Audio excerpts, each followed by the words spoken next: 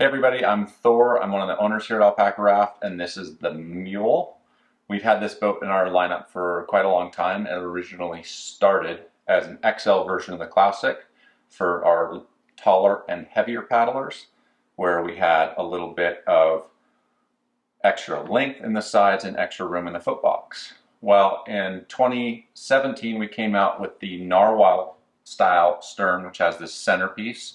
And then in 2018, we came out with the Caribou for holding a bike, and it had this center front on it. And we thought, hey, those are both great ideas for adding more capacity to hold extra weight and give extra room within a boat. And so we upgraded the Mule to having Narwhal style stern and a Caribou style bow, which is what we now call our cargo hull. And the Mule is the smallest boat with a cargo hull that we make, but it's really a large single person boat.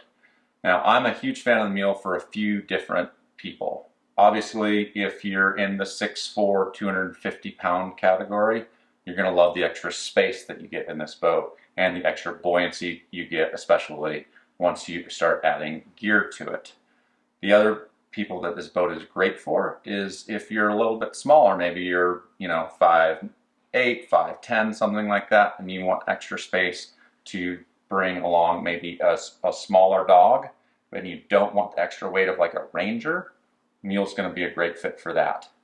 If you're even smaller, your typical 5'4" to 5'6" person, you can actually sit in the Mule and then put a 5 or 6-year-old kid. It'll be tight, but you can put 2 people in the Mule, and that's a great fit for that. Same thing, smaller people with dogs fit great in the Mule, and then you still have a lot of room to maneuver the boat and it doesn't feel too big. The last category of person that is going to really enjoy the Mule is your hunters.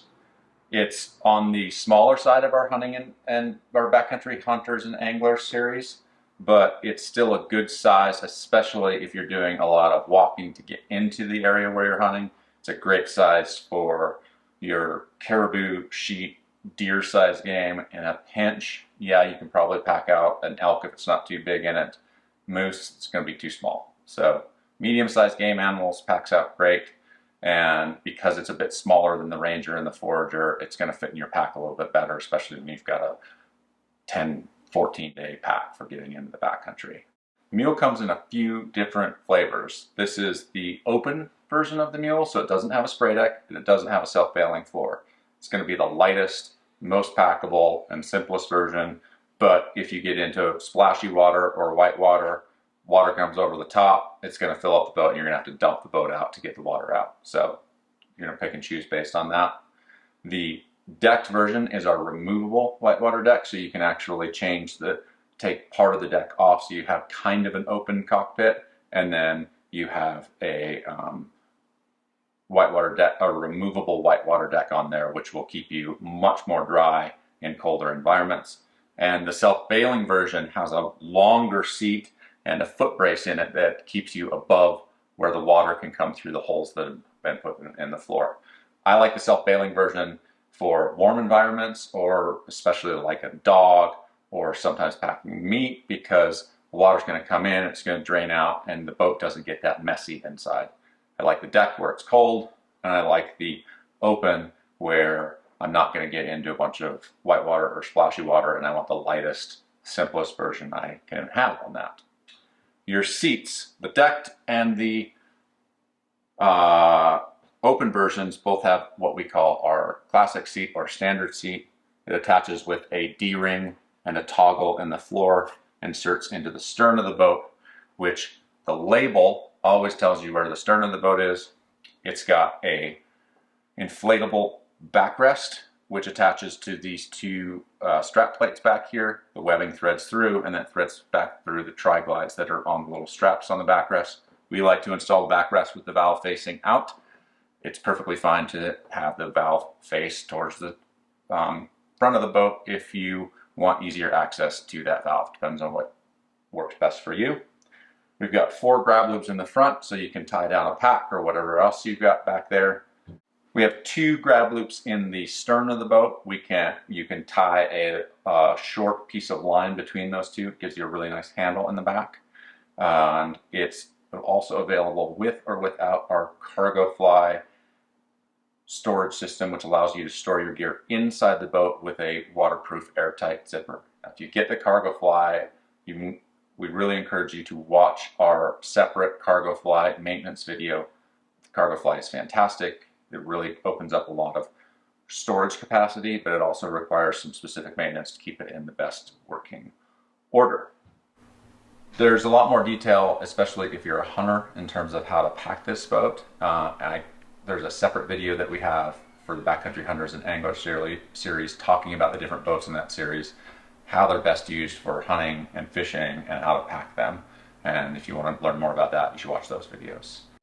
Here is the packed Mule. So this is a same as this open boat with a cargo fly, rolled down, fairly compact. It's about 16 to 18 inches long, about 8 inches in diameter rolled up. It's going to be a little bit bigger if you have a deck or a self-bailer, not a whole lot bigger.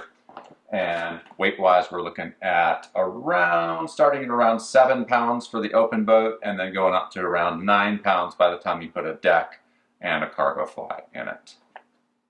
We rate this boat for 500 pounds. That means the upper end of what you can safely, on ideal conditions, so we're talking flat water, put between yourself and cargo in it. If you're a 200-pound person, that's actually a lot. 300 pounds of gear is going to really fill this boat up. It's going to work the best with 50 to 100 pounds of gear, which is going to be the vast majority of situations that you're in. Obviously, the more weight you put in it, the slower and more difficult to handle the boat is, but it will certainly float 500 pounds between you and your gear. Materials. So the standard Mule is our 210 denier material with a 7 mil laminate on it, and then our 840 denier floor. You can also get the Mule in a 420 denier boat material. That's going to add 3/4 of a pound to a pound to the overall boat weight. It's going to add a bit of bulk, but it is much more durable, much more usable and stiff for if you're going to run heavy loads, or you're really going to be using the boat in a lot of like high abrasion type environment. For most people, the 210 denier regular version is going to be more than adequate for many, many years of use. You really only need the 420 if you want extra performance when you pump it up, or if you want extra durability, like you're going to be dragging it as a sled. I think that covers everything on the Mule. It's actually, I've done several trips with this boat. They work fantastic. It's actually one of my favorite fishing boats because I take it and I've got lots of space to put my fishing gear up in the front. I can throw a net in. I can be in and out of the boat all day, and it works fantastic for that.